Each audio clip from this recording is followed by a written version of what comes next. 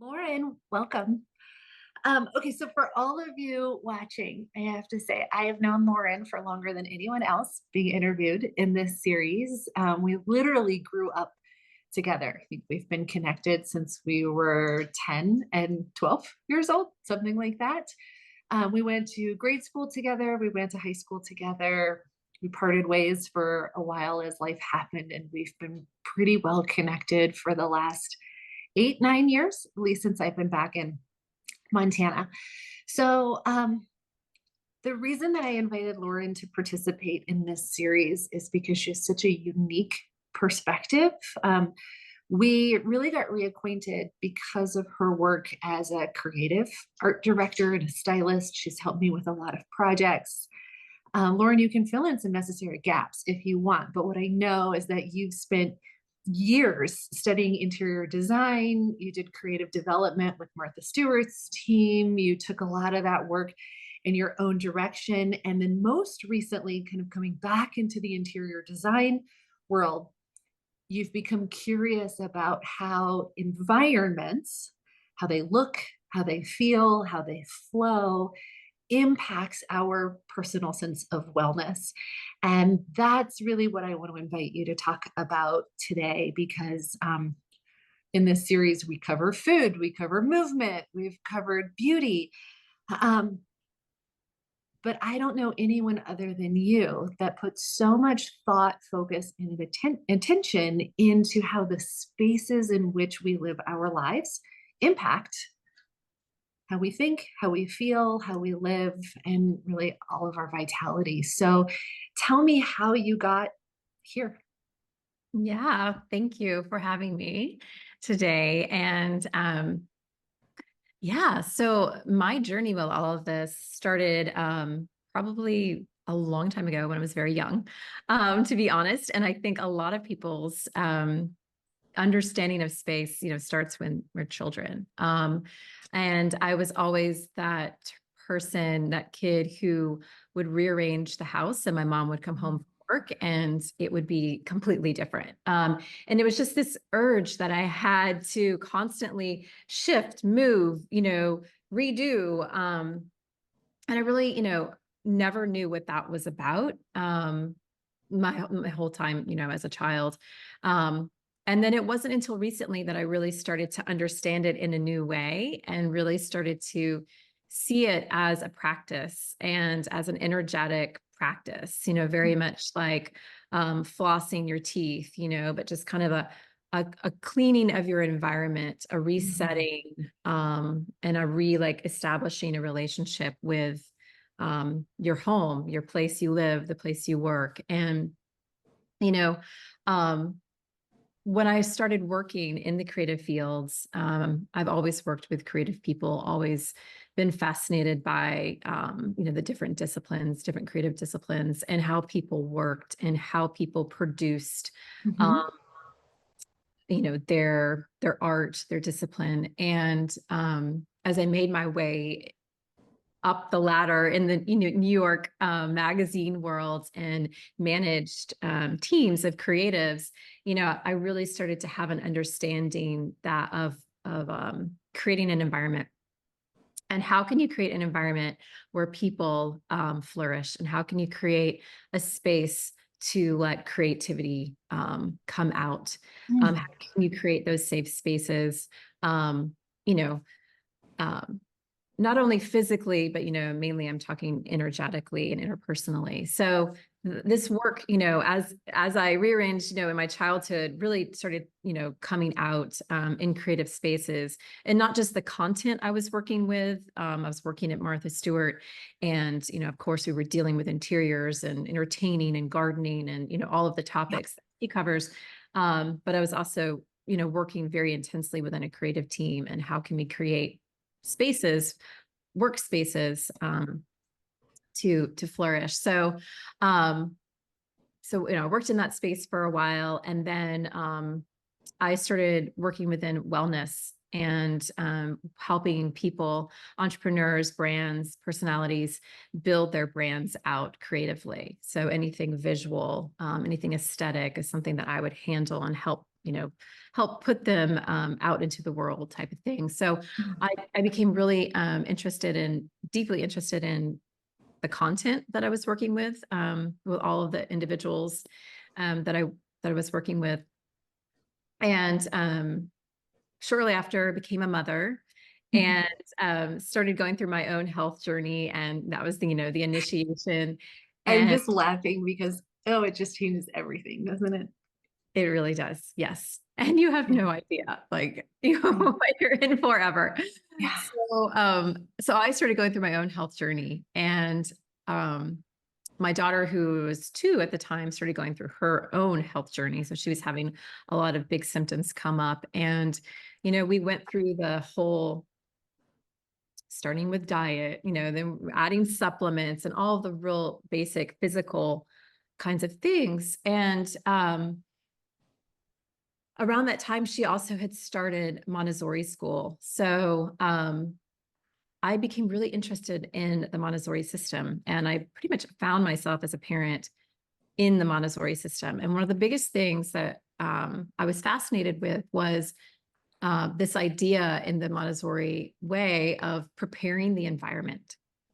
So the teacher, as the guide, prepares the environment each day. And um, I became fascinated with the idea that how you can prepare an environment for a child that where they can walk in and it can start to form their understanding of the world. It also helps create proper brain structure. And then it allows for an organic intelligence to come out that is their own. So it gives them, they are in control, but there's certain parameters and containers that have been set up for them for that to flourish and come out. Yeah. And I was completely fascinated with the idea. And so I took that idea into the home and I started to, how can I arrange this home for a 2-year-old so that they can be, more independent in doing things on their own and learning and how does this all affect their upbringing, their sense of self, their sense of understanding of themselves and the world, and all of that. While we were going through our health journey, I started to ask questions of like, well, is there something in this environment that's really kicking off these symptoms within me or my daughter? And of course, as with the body, and starting with food and supplements, we went in on a physical level and was like, okay, what are the EMF levels? What are the mold levels? Is there some sort of trigger coming in that's affecting? So starting on the physical, and then I started to ask more energetic questions, like, what does this space feel like? And does it just feel bad? Is there, what is the quality of the air? Um, how do other people feel when they walk into this space or this room? And then it was the big question is, why is nobody asking about our home environment? And I had read something about, doctors in the 1900s used to visit people at home. Obviously, that's what they did. But also it was not just because that was the way. It was to find out about what were the qualities of the home that the body maybe was mimicking or getting triggered by. So I thought, why is no one asking about where we live and what that is like? So and then I started asking, the bigger questions of you know, energetically what's happening. And I started studying Feng Shui. Mhm. And got really interested in kind of learning how to decipher what those triggers are, how arrangement of space or arrangement of objects could affect our nervous system, essentially. And this was around the same time that my daughter, we had done all the diet, we had done all the supplements. She was diagnosed with pandas, so a real complex situation. Um, and we had done all the physical things. And then I started having questions, kind of energetically, what was happening. And, we started using homeopathy, flower essences, and things of more vibrational medicine. So we had tried all the things. And I just had this hunch that we were not getting to like the root of things. And Yes. um, I happened upon this like body of information, this research by Dolman and Dolman, I think is their names. They're associated with a research university in California. I can't remember which one, but it was all about the nervous system. Mhm. And this was about 8 years ago, when a lot of the talk about the nervous system hadn't really started getting going out into the mainstream. Okay. Um, and so I just felt like there's something about her nervous system. There's some sort of, there's dysregulation, obviously. But why is it dysregulated? Why are these things like molds and things like this affecting her so greatly? And I started to understand, dysregulation in the nervous system and possibly, how the environment either dysregulate us or help us regulate.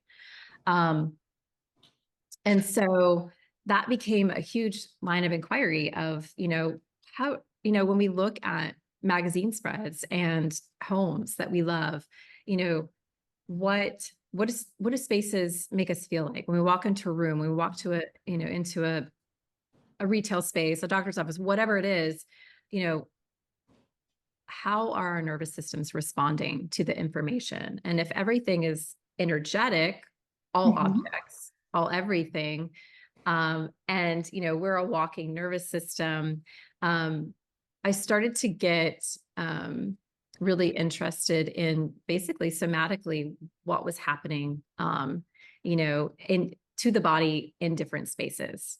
Okay. Um, Can I ask you a question yeah. about that? Did you find that there was a lot of overlap or little overlap between these ideas of sort of conventional interior design, like what was beautiful just because it was beautiful, this maybe the sort of work that you were doing in with Martha Stewart's world? And when you looked at these principles of Feng Shui and the nervous system, like was there already a lot of overlap, or did you find that no, a space that maybe it was like too formal and that it became constraining instead of freeing? What did you see there? Yeah. I mean, I think that I think we're at a place in interior design where we have basically done every kind of look, right? And when I say look, I mean, I don't mean it necessarily in a superficial way. Every look, every era has been a response to the culture and times of that moment, right? So Mhm. it's an expression. So there's nothing superficial about style, um, and what things look like. But I think in the past 20 years or so, we've kind of regurgitated a lot of those styles, right? And we've applied the style, but it may not be much deeper than that. Um, and I think we're in a time of interior design where we've regurgitated every style, every era, right? And we're looking for something new. We're looking for a new vision. Um, in essence, we're looking for a new way of living. And um, I think there's kind of two ways of approaching interior design, and one is more in a formal way where um, you're going into a room or you're looking at just redesigning your home, and you're like, well, what style do I want to be? Am I farmhouse chic? Am I urban? Am I, kind of thing? And that might be just kind of what you're drawn to. And Mhm. certainly, that is one approach that, can help people. I, in my work, am more interested in a different approach, in one that where, the first question you ask is, what do you want this to feel like? Right. So Right. always bringing it back to the body. Um, and in my work with women in the past 5 years in working with their home, what I have found is either women think that they want a certain style because it might check certain boxes, right? Um, but then as we dig deeper, it becomes a more complex Mhm. expression, or there becomes more possibility, once we kind of break that shell, break that surface of what we think we want. Um, and what I've noticed is that in the process, in that creative process, is that women, um, if the project stalls, if the project can't move forward, if we can't make decision, which I encounter a lot, right? So it's even though they have a guide, saying, okay, this is the vision, these are the object, these are the things, it becomes really difficult to say yes to it. And I started asking those questions of like, why can't we make decisions? Why can't these women make decisions? Why can't we move ahead? And what is the belief system here that's stopping us? Or what is the lack of vision? What is the lack of trust in themselves? Um, what is where is it going haywire? And to me, it was like, they don't know their yes. They don't know their no. They don't know the feeling in their body of a yes and a no. They are disconnected from their intuition. And that led me down this kind of path of, you know, of really realizing how disconnected we are from our intuition.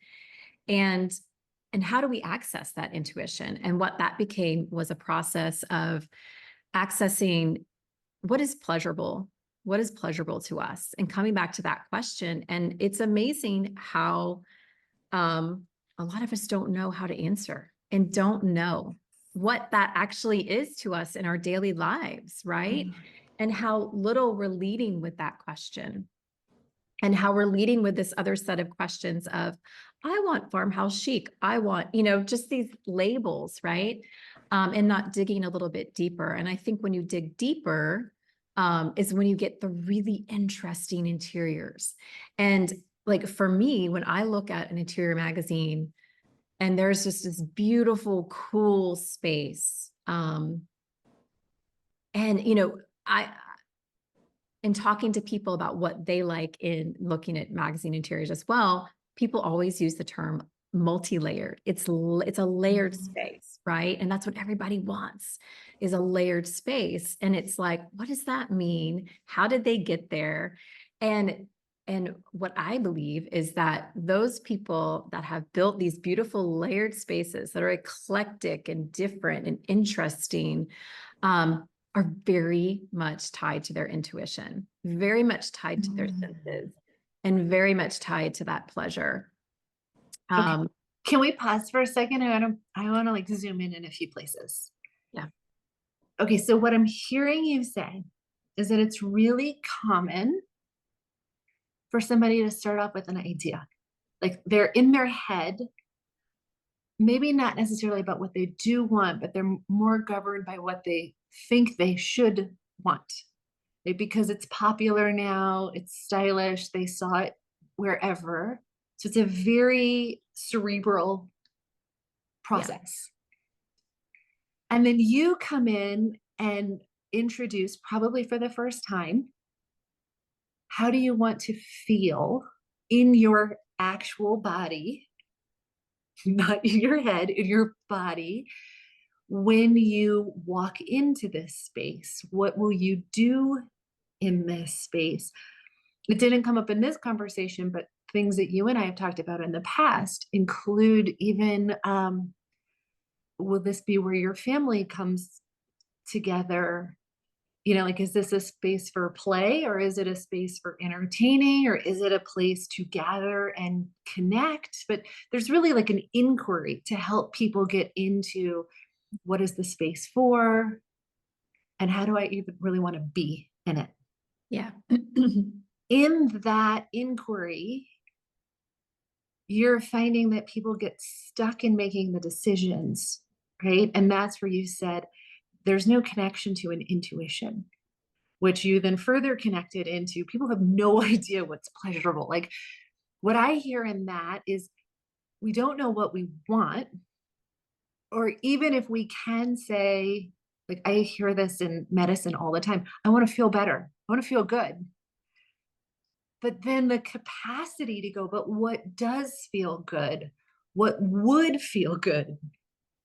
Like we're clueless, because I think even as a society, I think this is what you're getting at with like step one. We've been sort of fed a formula this is what you're supposed to want, this is what you're supposed to desire. And then we try it on, and a lot of times I think we find that it feels empty, and we're so likely to internalize, like, well, that must be a me problem Mm. because the magazine told me that it should be the perfect living room.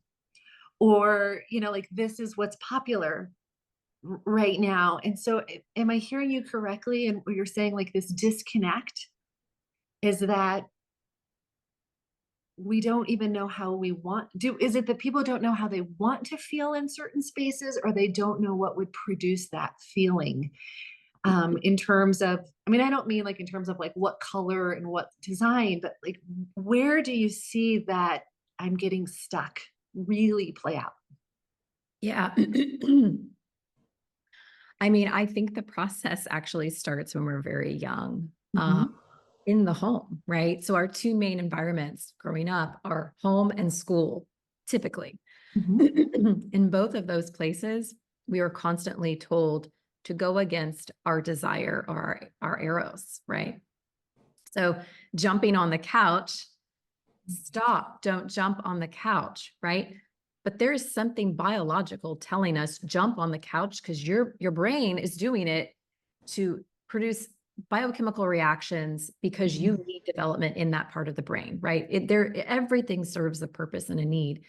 But I think, we're constantly, told cut that off, right? So then the process of looking outward for an outward fix to solve the problem or the issue or the desire becomes the way. So if I buy this product, if I do this, and that becomes the only line of inquiry. And I think, to create true aligned style and true beauty, it's an internal thing. And I think, when we look at something that's beautiful, that means that that pathway that has happened to get there has been aligned, and it's harmonic. It's a harmonic resonance that's happening within inside that then beauty is just a natural byproduct of, mm. right? Yeah, So yeah.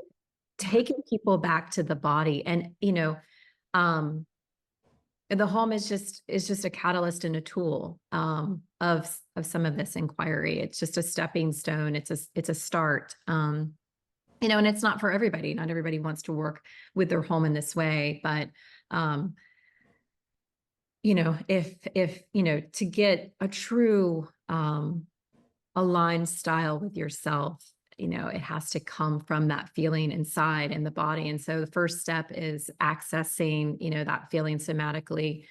Um, And the answers are there. I feel like everybody actually has the answers. It's not, doesn't have to be complex. It doesn't have to be this like long therapeutic situation. Mhm, It's just simply the start and to start asking that question. And it's very much similar to, if you have a yoga practice or meditation practice, it's like if you do it on a daily if it's a daily practice, then, for me, I know when I go and sit down, it's like, okay, what comes up during that time, because it's repeated every day, something new, comes out of it. So, mm, and it's a good way to measure, um, kind of where I'm at with things internally, right? So like it's just simple, like when you sit down in cross-legged position, is today a day that you want to receive, or is today a day you need to ground? And so just asking that question, bringing it from the, meditation cushion into a room and saying, is this a room that is you want to feel like you're going to receive, or is it a room that you need to ground and really kind of limit your stimulus, basically? So just that question, right, is, mhm, going into the bedroom, it's like, okay, obviously this is the place of rest and digest. Obviously we want to feel more yin, more horizontal in this space, because that is the purpose of this. But like, what is the flavor of that to you, mm, and kind of, and then starting to tap into the vision of like, you know what uh, like your vision of like sleep and rest and, your vision of intimacy and kind of, Yeah. maybe you're here right now, but you want to get to here. And how can this space and environment help support you in getting there? So Okay, I have another question. The last time you and I really started to dive into some work together, we were looking at, everything from curating a space around you that draws forth. Like I remember you asking me questions. Do you need to be productive or creative or and then with the kind of work that I do, it's all of the above, right? Um, but really looking room by room, how is that different? And then what was so unique about the things that we did is that we started to look at where makeup or clothes, color choices, that like you helped me so much to connect to an energy, and then to almost I don't know if I'm using this word right, so tell me if it could be said better, but I almost saw it as like saturating myself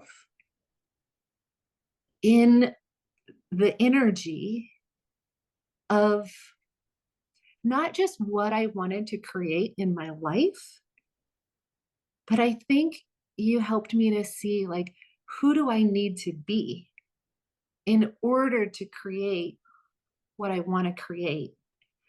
And then connecting that back to textures, colors, accessories, and I saved accessories separately from textures and colors because sometimes, like this, I'm wearing orange, there's a color involved, but there's also like, are you weighed down by too much? Like sometimes when I'm around a person who has like a ring on every finger and bracelet, it's like, I mean, that might be thriving for that person. I look at it and I go, wow, I feel heavy just looking at it.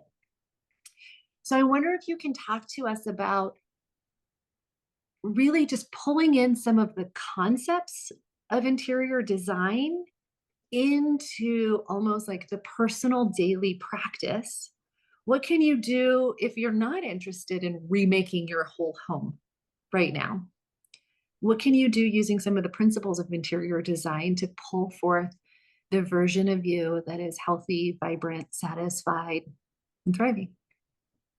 yeah, I mean, the closet is such a great place to start, right? Because you open it up and it's an array of pattern, color, texture, feel, thin, thickness.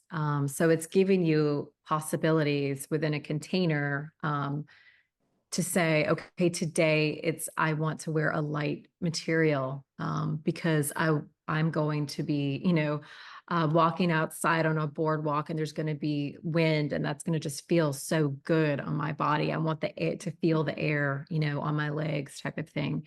Um, I mean, I think it's the same question as like, how do I want to feel today? And what can help me get there. So if I am feeling, stagnant, heavy, slow, brain fog, I'm definitely going to go find the opposite in the closet, right? So I'm not going to reach for the black thick sweatpants, right? Um, as long as my intention is to feel, different, sometimes, you know, it's very valid to just go into that feeling, right? And just sink into the couch and surround yourself with pillows and support and, some sort of It's restorative the position. adult version of stuffed animals all around you. Exactly. But many times we're looking for some object or space or garment, something that's interacting with the body, in order to transform, to transition to something else. So typically you're going to always, pick the opposite type of thing. If it's a dreary day outside and gray and you haven't seen the sunlight, it's looking for things like fuchsia, tropical kind of colors, right? To kind of give you that burst, or that sense of like drinking a juice, type of thing. There was this period during the summer where it rained every day and I was obsessed with fuchsia and I ate fuchsia I wore fuchsia. I looked at fuchsia. I could not get enough of the color. It was like one day I was wearing, fuchsia pants. I had made like a dragon fruit smoothie, it was just like fuchsia everywhere.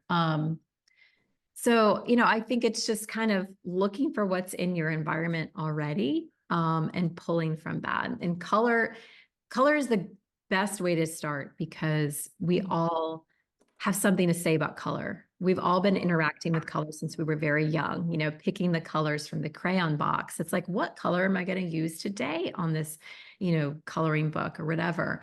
I find that when I work with clients, everybody's super opinionated about color. They always have something to say. So it's our easiest way of communicating visually. So starting with color, um, texture, sometimes we need the stimulus of texture. Sometimes we just, that creates irritation and we want a silk pillowcase, versus something, a chunky knit type of thing. And I think, constantly one of a practice that I love to do is called talking to the walls. And Mhm. so it's it's a great grounding exercise. It's kind of like there's a somatic exercises that uses the hands. I can't remember what it's called.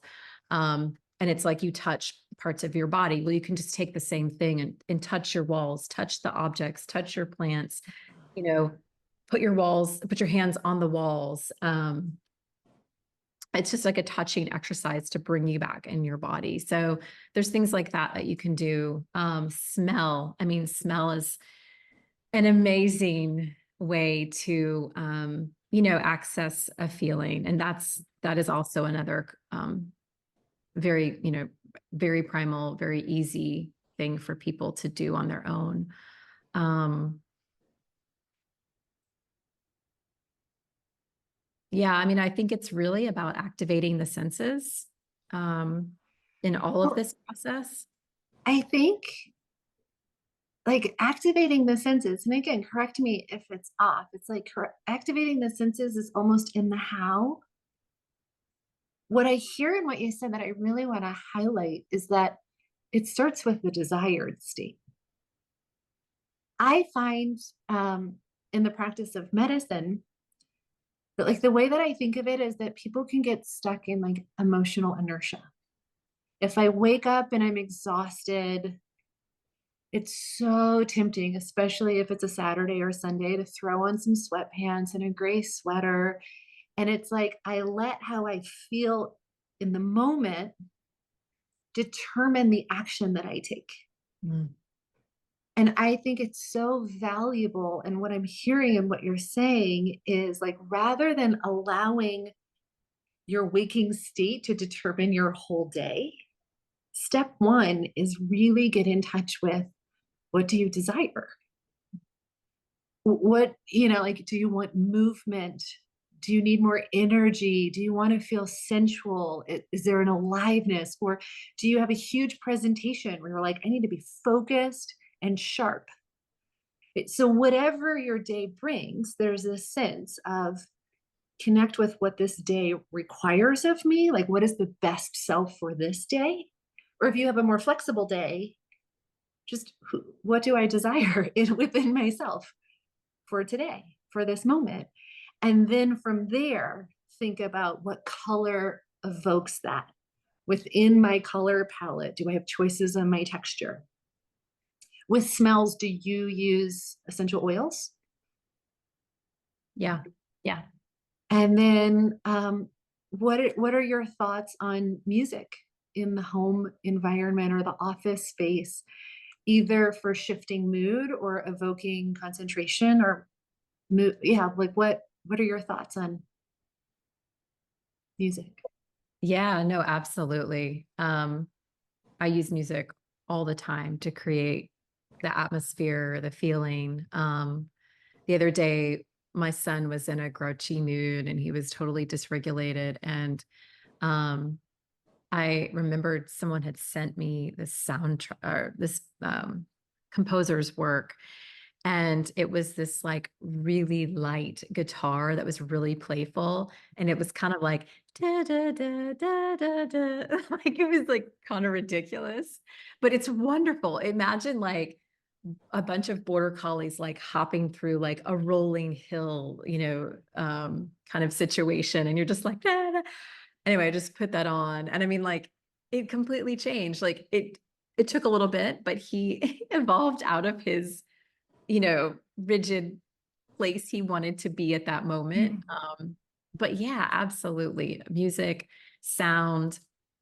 I mean, I think there's such infinite potential in our environments. Um, when we're able to look at them in a way that, and this is what children do best, right? It's like a table is not just a table for sitting and eating dinner. A table is a fort, a table is a spaceship, a table is a boat, a table is a hiding place if you put a blanket over it. There's so many possibilities with this one thing. And I think there's so much possibility within our environments to get rid of, completely get rid of the old, right? Why are we still sitting in chairs? My son, he always squats in his chair. And that's just what the form that his body wants to take. And I always think, why are we sitting in chairs? Why are we not squatting too? Or like, why are we not on the ground? Yeah.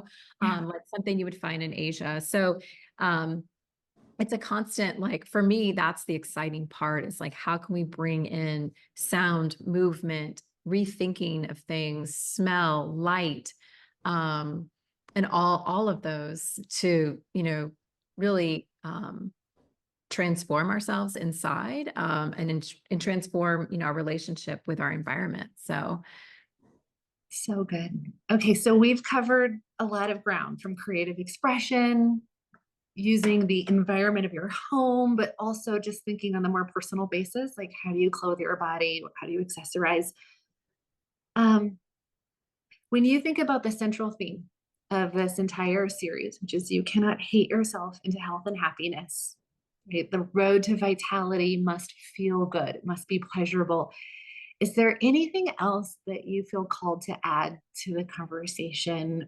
Don't feel like you need to limit yourself to environments and creative design. What do you really want to leave the listener with that might make a difference in honoring vitality? yeah. Um, I think honoring your intuition, um, you know, honoring your intuition builds integrity, right? So it builds that conversation between you and your body, you and your inner source. And the more that you can develop that conversation, the more you can be in touch with your needs, your desire. That is your creative force. That is your light, your vital force, right?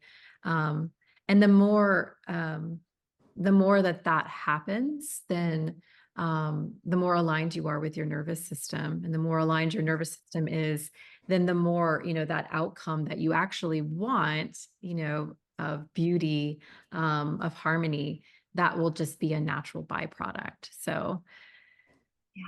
yeah. Yeah. Thank you so much. I really appreciate you being here, sharing your wisdom. Um, yeah, it's been such an honor to witness. I think it's not because it just hasn't felt like a path, right? Like I've seen you over these last decades follow not just desire but curiosity, right? Oh, how could this be involved? Oh, what about this? Wow, I'm fascinated. And then just pull together this thing that you're like, wow, it explains our being. And it is so honoring, right? I love that in conversations with you, we take something that could seem superficial, like style, right? I think style and beauty can get a bad rep when it comes to this conversation about health and wellness. And you've really helped me to see that they are one and the same. So thank you for that. No, thank you.